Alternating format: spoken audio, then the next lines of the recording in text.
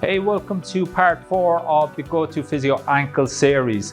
Now today I'm going to show you a quick and easy way to stimulate the Peroneus Longus.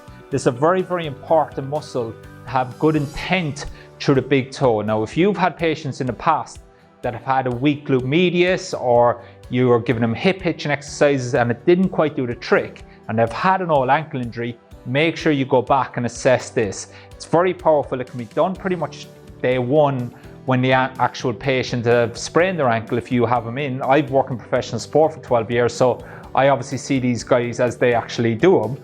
Very powerful exercise. You can do it day 1, day 2, and as I said, it's really good to get everything working together again. So with that said, let's get straight into the content. I hope you enjoy. So with an acute ankle sprain, whether it's a inversion sprain or even if it's a syndesmosis or something like that, or they've just jarred their ankle, we want to make sure that the person has got good intent through the big toe again, because that big toe is so important for propulsion. But if we push off the big toe, then that's going to generate torque through the lateral aspect of the leg. So again, if that person had protective tone or pain, etc. here, there may be an inability or a want to generate torque through that area. So what we're going to do is we're going to actually force the system to generate torque, but we're going to use some nasal breathing, etc., just to reassure the system that it's absolutely safe. So we want to try update Pete's belief system as soon as possible after the injury that, look, it is safe to generate torque through that peroneus again. We understand and appreciate that there was an ankle injury and there is pain and everything's healing, but we also want to give the nervous system the belief that it is safe to generate torque. So one of the easiest things I'll do straight after the injury is I'll get Pete just to hold his foot like that. And Pete, all I want you to do is with the ball of the big toe, I want you to push down into my hand, okay? So I just want you to meet my pressure. So all I'm going to do here with the big toe, the ball of the big toe, is I'm going to push that way, and Pete just has to meet my resistance, which is just essentially going to get an isometric contraction, and then that he's going to feel that on the lateral aspect of the peroneals, okay? So Pete, just build tension. So I don't want you to try push down as hard as you can. I want you just to meet my pressure and just continue to build tension, okay? Good. Okay, and as I do that, I can feel Pete's building tension now, and then he should be feeling it around here. You feel it there? Good, so that's going to drive an inversion. If you do it here at this side, so push down. Okay, you're going to see that's going to fire up there, and relax. Good, so keep it there, and then just push down with the big toe, just the big toe. Okay, good. You can feel it kicking in here. Good, perfect, okay. So what we might do with that is we might just do 3 sets of 6, okay? So Pete, build pressure. Okay, that's 1, and relax. Same again. 2. And then same again. Okay, and then we're just getting that proprioceptive awareness back through the peroneals, and that in itself sometimes can almost help the dorsiflexion as well. So when we retest Pete's knee to wall, etc., very often that'll be, it'll be a very positive outcome, just from reassuring the system that it's safe to load that big toe again, because we're going to need to load that big toe for good dorsiflexion and also for good propulsion and pushing off, etc. So it's important that we can reassure the ability to generate torque through those peroneals as soon as possible. And I do this literally day 1 post-injury, where we just push down. And again, if Pete was feeling pain there, all I would do is, okay, Pete, back off a little bit and just push to the point before you feel the pain.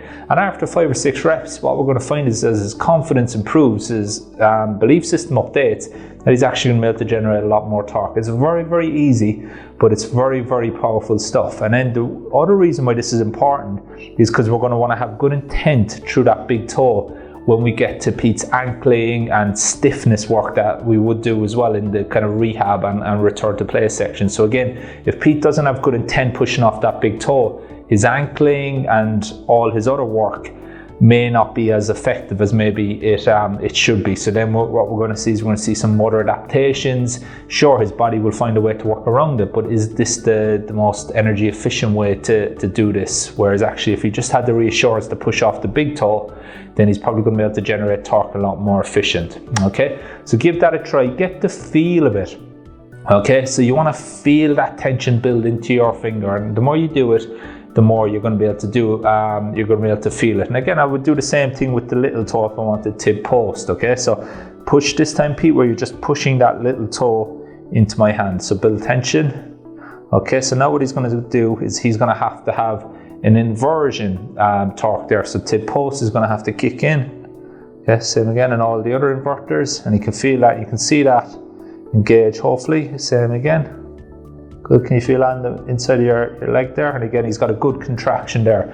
So again, you can use that in itself as a test as well, where if he actually can't physically match your pressure, then very often we know that the system needs that extra reassurance through the peroneals or the tib post, okay? So we're going to use that as a test. And the rehab, which is quite nice as well, is we can just imagine, Pete, that you're against the wall here. So his foot's up against the wall. And Pete, all I want you to do is I just want you to imagine there's an orange between your foot and the wall, and you're just going to squash that orange with just the big toe, okay? Or squash with just the little toe, depending on what muscle you want to generate torque, okay? So that person can go away day one post injury, up against the wall, and he's just squashing in with good intent through that ball of the big toe again to generate torque through the peroneals, and again giving his system that reassurance that it is safe, okay? It's very, very worthwhile doing this stuff quickly, because as I said, it's just going to stop those motor adaptations later on, hopefully all being well. And it's very important we stop these motor adaptations with every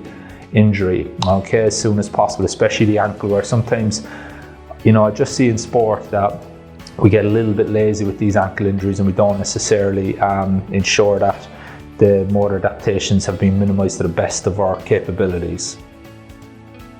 So there you have it, a very simple and easy way to put load through these tissues and start to build that graded exposure.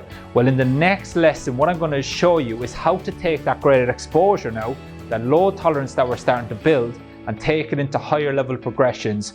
Make sure you don't miss this progression before you get your athlete or your patient to go to higher level activities such as running.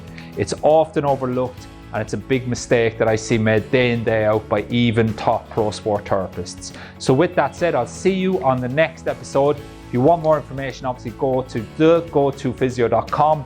Got plenty more information there for you. I'll see you next time.